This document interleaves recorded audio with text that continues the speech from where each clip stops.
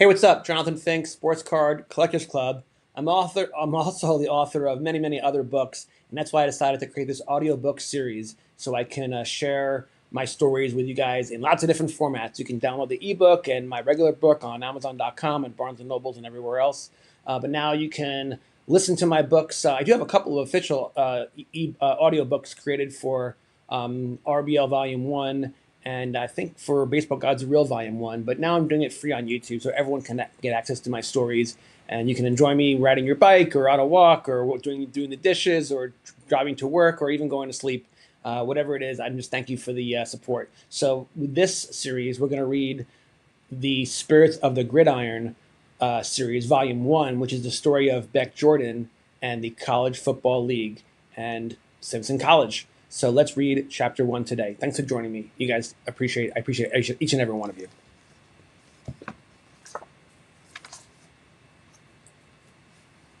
Oh, hold on. Technical difficulties. I'll be right back. Sorry about this. Hold on. Okay, I'll tell you what happened. So every once in a while you get an anomaly, and you get a book that gets sent to you, and it's not your book. This is one of the problems working with Ingram Spark every once in a while. So I actually have some of these anomalies, and I guess that reminds me why I'm using this book in my stack when I do my camera, because this book doesn't actually have the proper version. So I'm gonna go run upstairs real quick and get a different copy. That's actually pretty funny. The literary guards kind of had some fun with me there. Be right back, guys. Check out this reel in the meantime. This month, we have some great sports card stories from across the U.S. and talk to an author from nearby Leawood, Kansas, who has written a book about returning to collecting after 3 decades away. My day job is I'm a financial advisor, so I've been investing for over 20 years. In a way to express my love for the hobby, I decided, what if I write an investment book, Sports Card Collectors Club, and treat the stock market the same way I would treat the card market. And so I thought, well, how would a day trader invest in cards? How would a venture capitalist buy and sell cards? How would a hedge fund do it? As I would go through my trials and tribulations, I realized that for as much fun as I was having investing, there was something missing. And one day I was watching the Royals game on television, and it was a rain delay.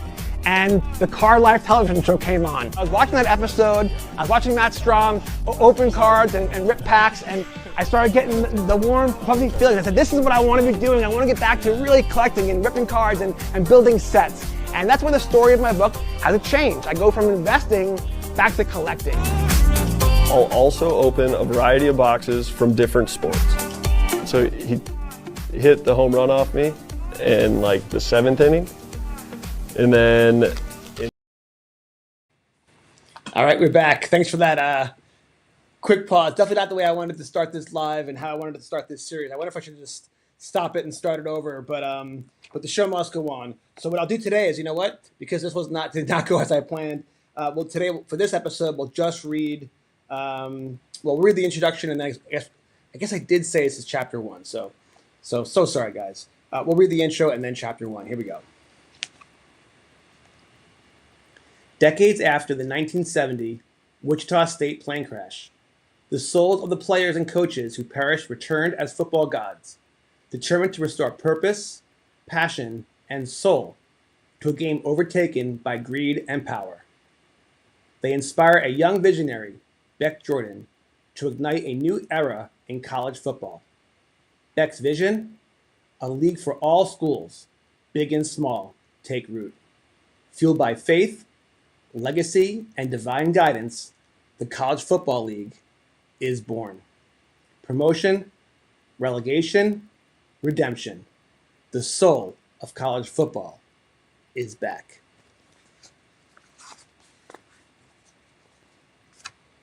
Chapter 1. The Souls of Wichita State. October 2nd, 1970. Somewhere in the Colorado mountains. The sky was too quiet that afternoon. The mountains, ancient and unmoved, stood like silent witness to a terrible moment no one below could see. Not yet. The gold-painted fuselage of the plane, carrying the Wichita State football team, carved a tragic arc through the thin air. It was supposed to be a journey towards competition, towards glory. Instead, It became something else. It became legend. And then, something more. The crash came quickly, a shuddering collapse of steel and flame in a ravine where no scoreboard had ever stood. 31 souls perished. Young men with big dreams. Coaches who believed in building more than wins. Supporters who gave all they had to something bigger than themselves.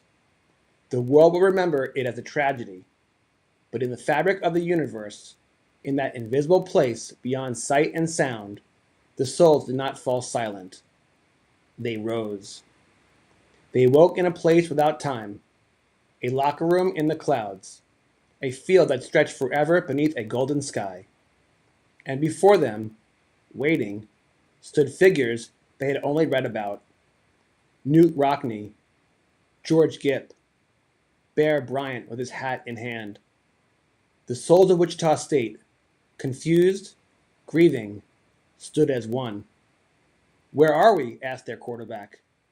Bear Bryant replied, "You've crossed into the afterlife, and you're not just players anymore, you're angels now." They didn't understand at first, not the immortality, not their weightlessness, but they remembered the love they had for the game. Not for trophies, but for each other. For Saturday nights, for underdog wins, for the quiet dignity of lining up shoulder to shoulder, even when the odds were against them. That love for each other was stronger than steel, stronger than gravity, stronger than death.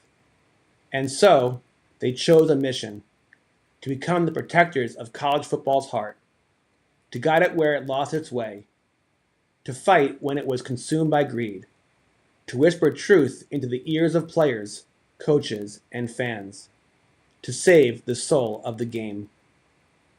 The spirits of Wichita State football program watched the world below.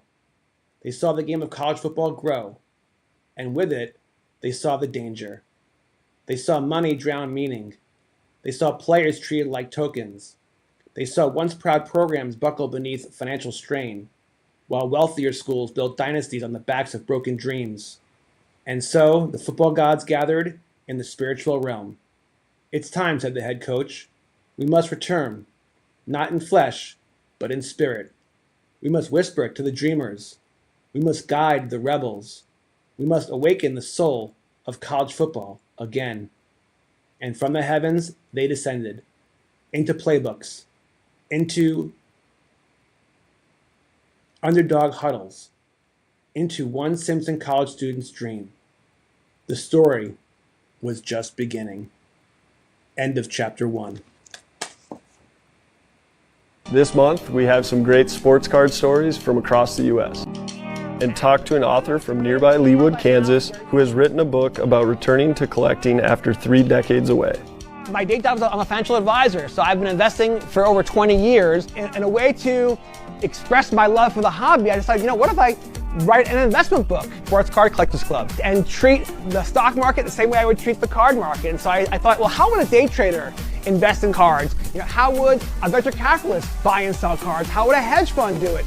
As I would go through my trials and tribulations, I realized that for as much fun as I was having investing, there was something missing. And one day I was watching the Royals game on television, and it was a rain delay.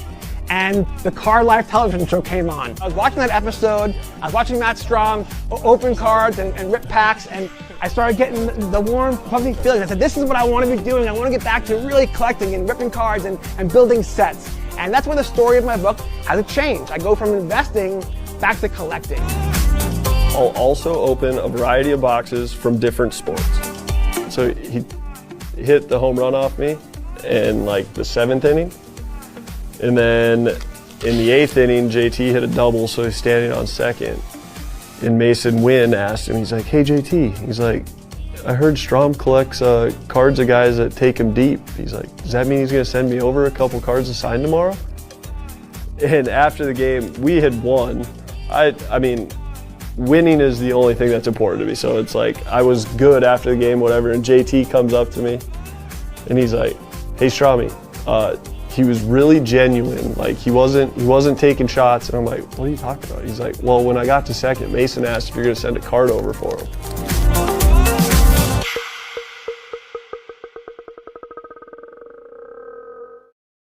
just looking around my basement here, just walls covered with concert posters and toys, and just like, I have no intention of selling these things. I collect because I want to show off the things I love and do it in fun ways. And it just never crossed my mind that, hey, I'm going to go buy this thing just so I can resell it. Like, that to me isn't a pure collector mentality. And obviously things change and times change. And,